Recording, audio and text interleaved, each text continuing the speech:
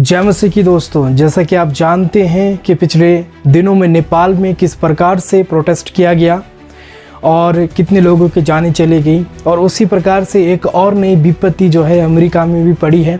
पिछले दिनों में हमने देखा कि चार्ली किर्क की मौत के बारे में हम सभी लोग बखूबी जानते हैं और हम जानेंगे कि चार्ली किर्क कौन था और क्यों उसकी हत्या की गई थी।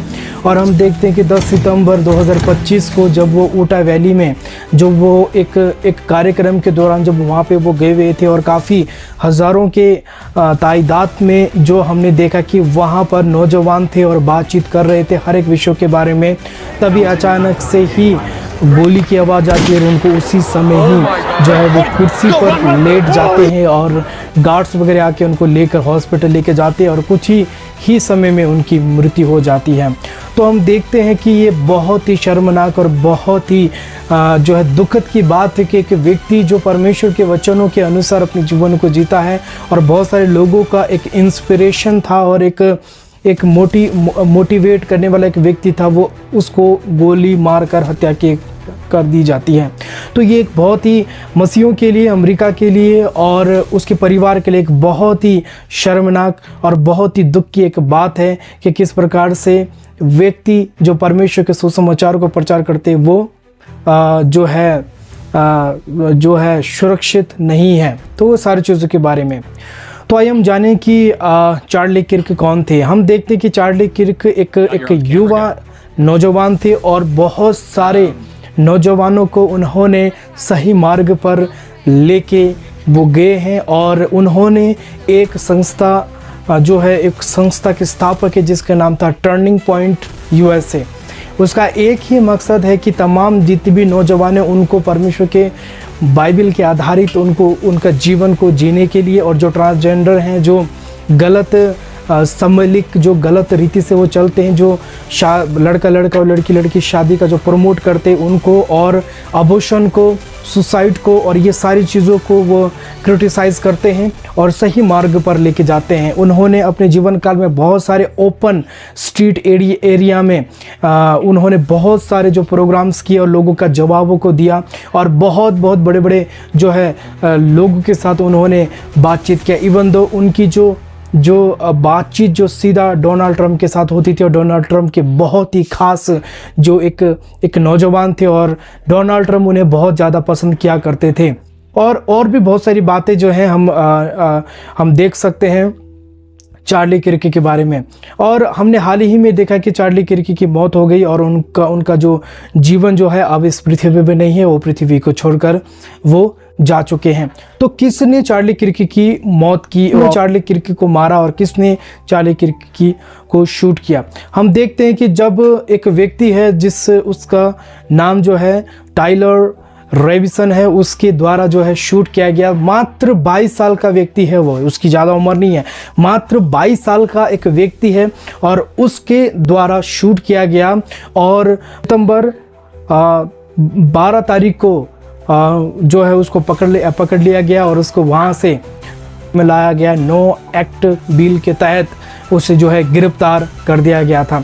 तो वहाँ पर हम देखते हैं कि किस प्रकार से एक दुख की बात है मेरे प्रिय, और हमें हमेशा समझने की ज़रूरत है कि हमें अपने जीवनों को सही रीति से जीना है। हमें नहीं पता कि मौत कब आ जाएगी। तो ये सारी चीज़ों के बारे में जो है हमें समझने की आवश्यकता है। तो एक दुख की बात ये है कि एक पत्नी ने अपने पति को खोया है और बच्चों ने अपने पिता को, एक देश ने एक नौजवान को और पूरे मसीह समाज ने एक ऐसे व्यक्ति को खोया है जो परमेश्वर के वचन के अनुसार अपने जीवन को जीता था और लोगों को सही मार्ग पर चलने के लिए कहा करता था।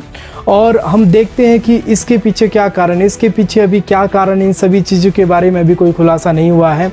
रिपोर्ट के अनुसार ये सारी चीज़ें पता चल जाएगी कि क्या किसने के द्वारा ये सब कुछ हुआ, क्या इसमें कोई पॉलिटिकल्स या कोई भी बात हो सकती है, लेकिन अभी इसके बारे में कोई जानकारी नहीं है। इसलिए जैसे ही इन्वेस्टिगेशन होगी तो भी ये सारी चीज़ों के बारे में पता चलेगा।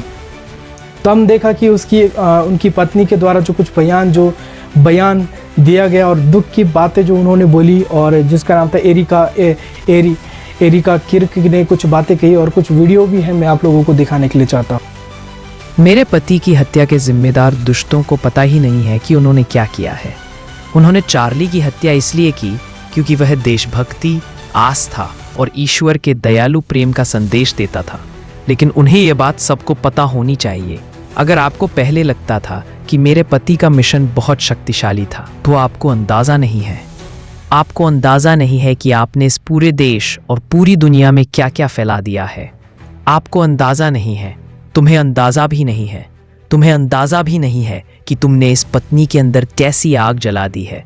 इस विधवा की चीखें युद्धघोष की तरह पूरी दुनिया में गूंजेंगी। आज रात पूरे अमेरिका में सुनने वाले सभी लोगों के लिए मेरे पति द्वारा खड़ा किया गया आंदोलन कभी नहीं मरेगा। ऐसा नहीं होगा, मैं ऐसा होने नहीं दूंगी। यह नाम कभी नहीं मिटेगा। हम सब ऐसा नहीं होने देंगे। मेरे पति का नाम कोई कभी नहीं भूलेगा और मैं ये सुनिश्चित करूंगी, यह पहले से कहीं ज़्यादा मजबूत, साहसी, जोरदार और महान बनेगा। मेरे पति का मिशन कभी ख़त्म नहीं होगा, एक पल के लिए भी नहीं।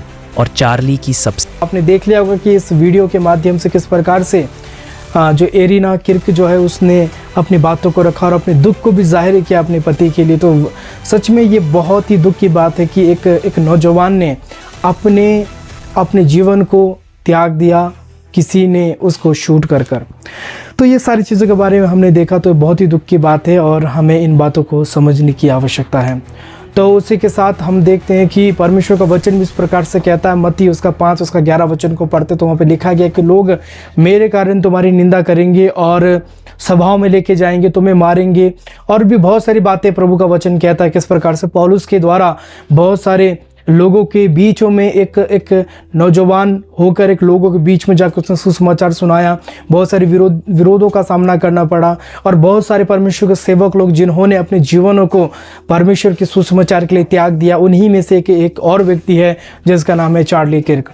और उसने भी अपने जीवनों को परमेश्वर के वचन के लिए और एक सही मार्ग दिखाने के लिए लोगों को और उसने अपने जीवन को क्या कर दिया, त्याग दिया। इसमें एक बात थी कि उसके वचन बहुत ही प्रभावशाली हुआ करते थे और वो एक ही बात किया करता था कि ट्रांसजेंडर के बारे में और अबॉर्शन के बारे में ये पाप है और सही मार्ग पे वो लेके जाया करता था।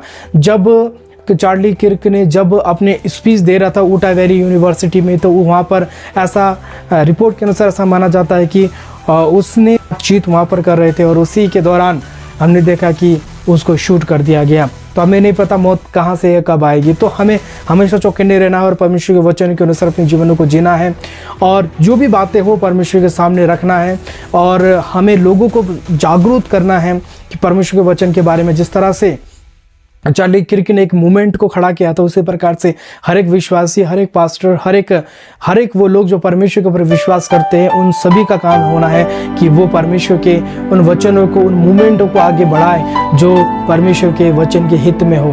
तो ये सारी बातें हैं, हमें समझने की ज़रूरत है और हमें समझना है। और भी बहुत सारी बातें हैं जो कहनी है, लेकिन हम देखते हैं कि परमेश्वर इस वचन के द्वारा परमेश्वर आप सबको आशीष करे। यदि इस वचन के द्वारा आपने आशीष पाए तो इस चैनल को जरूर सब्सक्राइब कीजिए, लाइक कीजिए, शेयर कीजिए। मिलते हैं एक और नए टॉपिक में, एक और नए वचन में। तो परमेश्वर आप सबको आशीष बरकत दे। सभी को जय मसीह की।